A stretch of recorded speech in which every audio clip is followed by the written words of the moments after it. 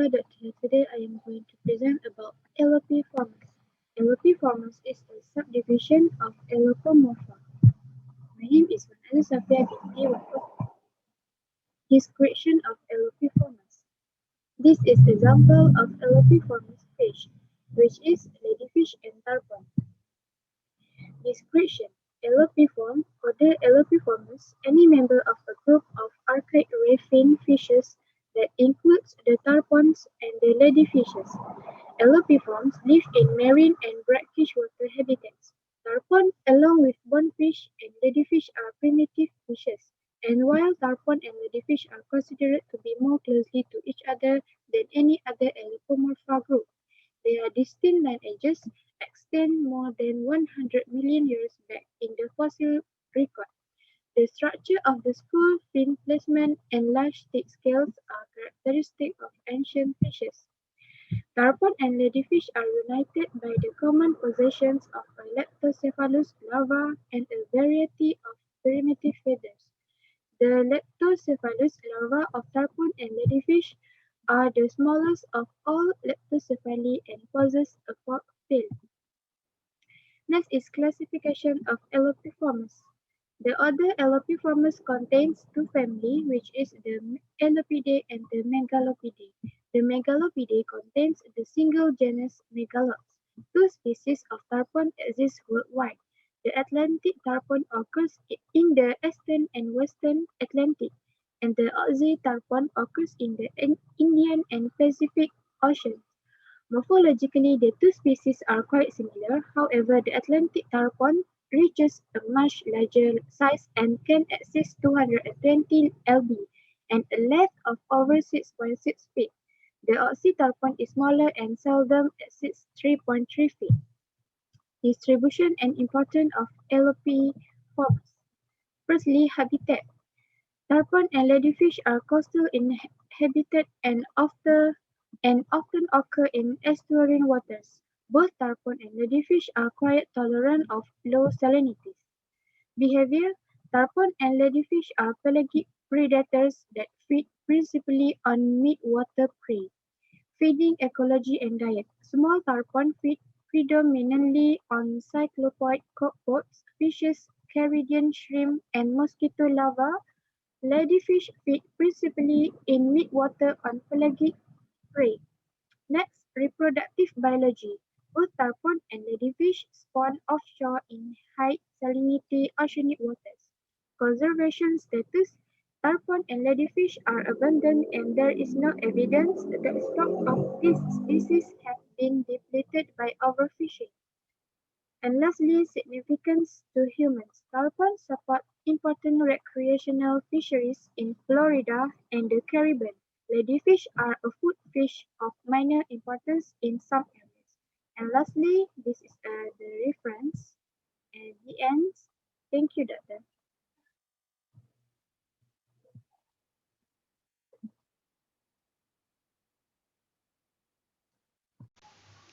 Hello everyone, my name is UNISZA Kelly. Okay, I would like to present about Albuliformes. Okay, description of Albuliformes.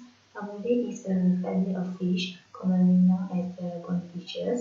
They are popular as game fish in Florida, select location in the South Pacific and Bahamas, where the bonefish are features on the 10th coin and elsewhere. The family is small, with 11 species in 3 generations. Okay, classification. Its kingdom is Animalia, phylum Chordata, subphylum Vertebrates, class is Echinopterygii, order Albuliformes, family Albulidae, species Albuliformes. Importance. Okay, ecosystem role is bonefish play an important role in the food chain in their ecosystem. As predators, they play a role in keeping smaller fish and crustacean population in check. As prey, bugs provide a food source for their predators, including sharks and barracudas. Bonefish are also used as hosts by spectators delivering which is the nematode parasite. Okay, for economic importance for humans, bonefish are a widely prized sport fish among anglers. Bonefish cannot be commercially sold, so there is no impact from direct sale of the fish. However, purchases by anglers have economic impacts in Florida and the Bahamas. The example of Albuliformes, first one is in Albuliformes. Its scientific name is Albuliformes.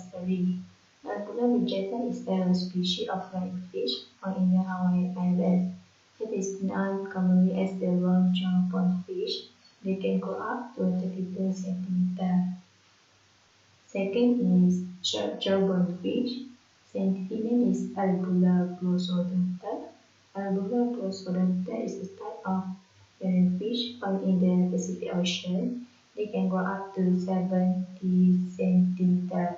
Short-jaw bonefish are important to food security throughout the coastal Pacific, where they are native as Pacific Island communities depend on this fish for food.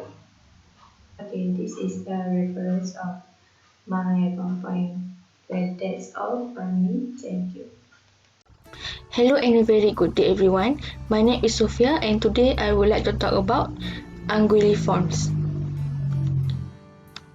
Fossil Anguilliformes are known from the Upper Cretaceous until the Pliocene and have been found in Africa, Europe, North America, the East Indies, Australia and New Zealand.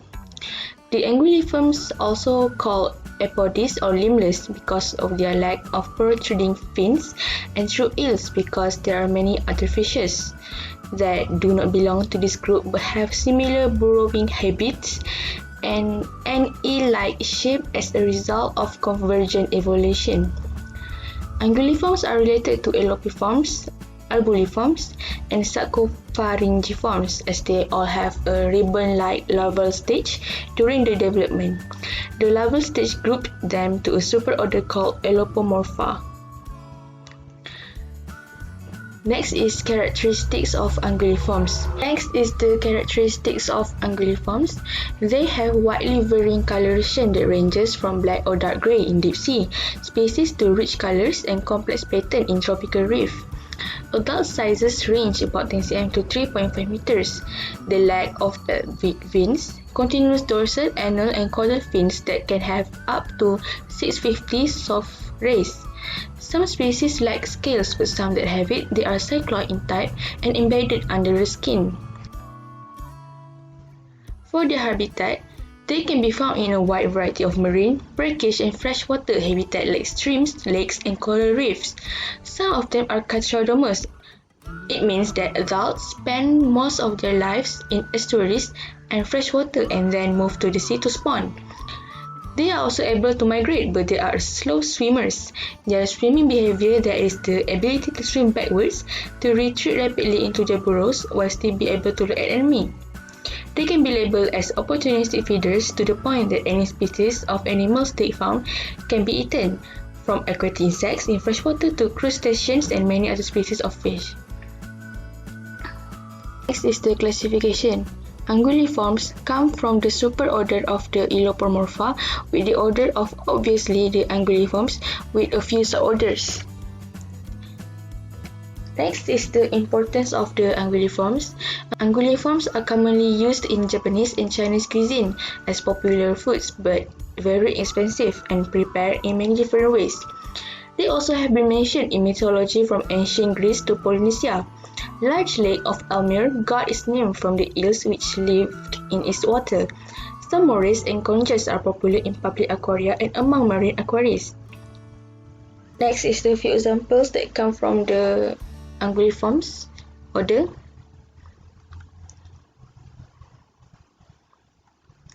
That's all from me, thank you.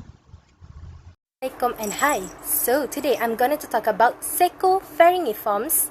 First of all, the Sacchopharyngiformes are a derived lineage of unusual eel within the order Anguilliformes and include families Ciamatidae, Monognathidae, Eupharyngidae, Sacchopharyngidae, and the proposed family Neoceumatidae. Most of the fish in this group are deep-dwelling and rarely seen, typically known from only a handful of specimens. These adults of Sacchopharyngiform fishes usually live at the bathypelagic zone, which is 1,000 meters under the water level, but larvae and juvenile live in shallower water, even into the upper mesopelagic zone below, which is 656 feet or 200 meters. Now, let's move to the characteristic of this fish. First and foremost, these fish are scaleless, lack pelvic fins, and have very long dorsal and anal fin. All are rather flabby to the touch and presumably are very poor swimmers. In the members of the Sacchopharyngidae, the mouths are very large to animals with distensible pharynges and stomach, to allow for the capture of very large prey. Dentition are the various among the families. Well-produced posteriorly curved teeth are found in the Sacchopharyngidae, while the other three families possessing small to mini teeth in the jaws. Except for the enlarged head and mouth structure, the rest of the body of these fishes is elongated and very slender, filamentous in Eurypharyngids and Sacchopharyngids. The body coloration varies from scattered pigment patch to a light uniform brown in a monognatide with dark brown to solid black in Ciamatide, Eupharyngids, and Sacchopharyngids. Overall length of the substantial part of the body in all Sacchopharyngiforms is small, not exceeding 19.6 inch or 50 meter. Next is classification of Sacchopharyngiformes.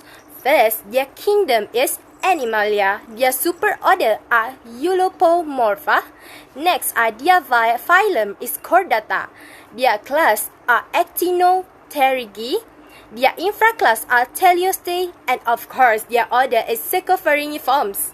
Last but not least, bobtail snipe eel, pelican eel, monognathus, rosenblattli, and gulper eel are examples of Sacchopharyngiform fish. I think that's all from me. Thank you and bye-bye.